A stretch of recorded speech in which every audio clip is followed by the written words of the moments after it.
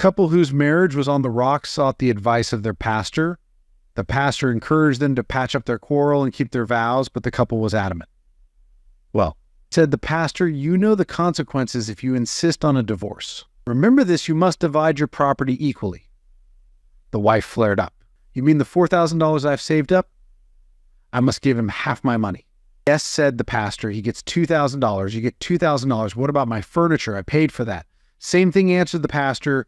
You split it equally. There was a challenging gleam in the wife's eye. What about our 3 children? The pastor was stumped at first, but then quickly came up with a Solomonic solution. Go back and live together until your 4th child is born. Then you take 2 children, and your husband takes 2. The wife shook her head and replies, no, I'm sure that wouldn't work out. If I depended on him, I wouldn't have the 3 I've got. Jack, a handsome man, walked into a sports bar around 9:58 p.m. He sat down next to this blonde at the bar and stared up at the TV. The 10 p.m. news was on. The news crew was covering a story of a man on a ledge of a large building preparing to jump. The blonde looked at Jack and said, do you think he'll jump? Jack says, you know what? I bet he will. The blonde replied, well, I bet he won't. Jack placed $30 on the bar and said, you're on. Just as the blonde placed her money on the bar, the guy did a swan dive off of the building, falling to his death. The blonde was very upset and handed her $30 to Jack, saying, fair's fair. Here's your money. Jack replied, I can't take your money. I saw this earlier on the 5 o'clock news and knew he would jump. Blonde replies, I did too, but I didn't think he'd do it again. One Sunday, a pastor asked his congregation to consider giving a little extra in the offering plate. He said that whoever gave the most would be able to pick out 3 hymns. After the offering plates were passed, the pastor glanced down and noticed that someone had contributed a $1,000 bill. He was so excited that he immediately shared his joy with his congregation and said he'd like to personally thank the person who had placed the money in the plate. A very quiet, elderly, saintly widow shyly raised her hand. The pastor asked her to come to the front. Slowly, she made her way to the pastor. He told her how wonderful it was that she gave so much and asked her to pick out 3 hymns.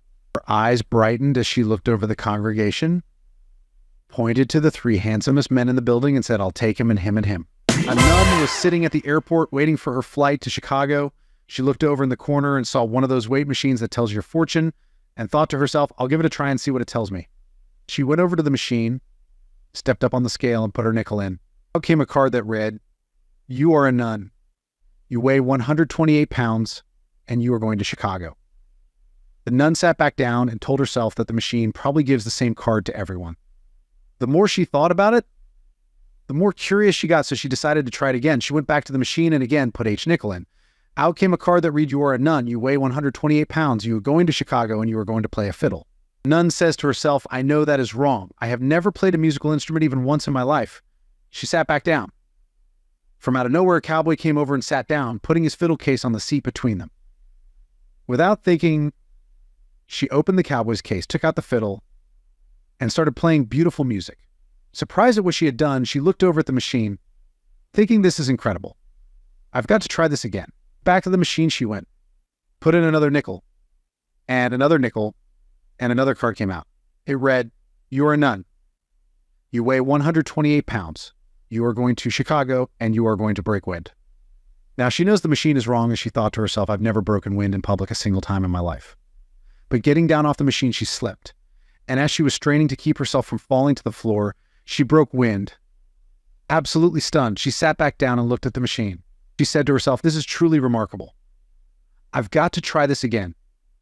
She went back to the machine, put in another nickel, and another card came out. It read, you are a nun, you weigh 128 pounds, you have fiddled and farted around and missed your flight to Chicago. A boss is finally old enough to retire from the company. On his last day of work, he ordered a farewell party for himself. The boss wanted everyone to express their good feeling about him by writing on the farewell card so later he could remember how his staff miss him. Most people are writing standard phrases like, without you, the company will never be the same, we will always remember you, etc. Obviously, the boss was not satisfied. I need something from the bottom of your heart, something really touching. John, you have been working with me for the last 20 years. You are my best staff. I am retiring now. What do you have to say? Slowly but firmly, John wrote, the best news of 2022.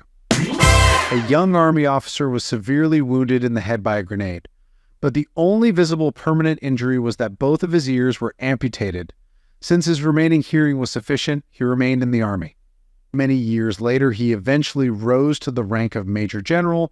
He was, however, very sensitive about his appearance. One day, the general was interviewing 3 servicemen who were candidates for his headquarters staff.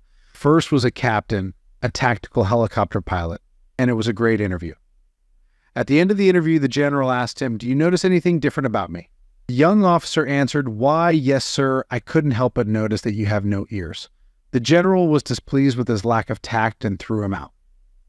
The second interview was with a Navy lieutenant, and he was even better. The general then asked him the same question. "Do you notice anything different about me?" He replied sheepishly, "Well, sir, you have no ears." The general threw him out also. The third interview was with an old sergeant major, an infantryman and staff trained NCO. He was smart, articulate, fit, looked sharp, and seemed to know more than the 2 officers combined. The general liked this guy and went ahead with the same question. "Do you notice anything different about me?" To his surprise, the sergeant major said, "Yes, sir, you wear contact lenses." The general was very impressed and thought, what an incredibly observant NCO, and he didn't mention my ears. He asked, "Sergeant Major, how do you know I wear contacts?"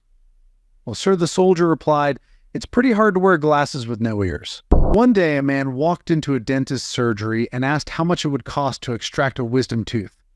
40 quid, the dentist said. "That's a ridiculous amount." The man said, "Isn't there a cheaper way?" Well, the dentist said, "If you don't use an anesthetic, I can knock the price down to 30 pounds. Looking annoyed, the man said, "That's still far too expensive," said the dentist. "If I save on time and simply rip the tooth out with a pair of pliers, I can knock the price down to 10 pounds. "Nope," moaned the man. "It's still too much." "Well," said the dentist, finally scratching his head, "if I let one of my students do it using pliers, I suppose I can knock the price down to a $5. "Marvelous," said the man. "Book my wife in for next Tuesday." The mafia godfather finds out that his bookkeeper, Guido, has cheated him out of $10 million. His bookkeeper is deaf. That was the reason he got the job in the first place. It was assumed that Guido would hear nothing, so he would not have to testify in court.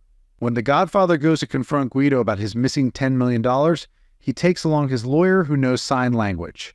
The godfather tells the lawyer, ask him where the money is. The lawyer, using sign language, asks Guido, "Where's the money?" Guido signs back, "I don't know what you were talking about." The lawyer tells the godfather. He says he doesn't know what you were talking about. The godfather pulls out a pistol, puts it to Guido's head and says, "Ask him again, or I'll kill him." The lawyer signs to Guido, "He'll kill you if you don't tell him." Guido trembles and signs back, "Okay, you win. Money is in a brown briefcase, buried behind the shed at my cousin Bruno's house." The godfather then asks the lawyer, "What did he say?" The lawyer replies, he says, "You don't have the balls to pull the trigger."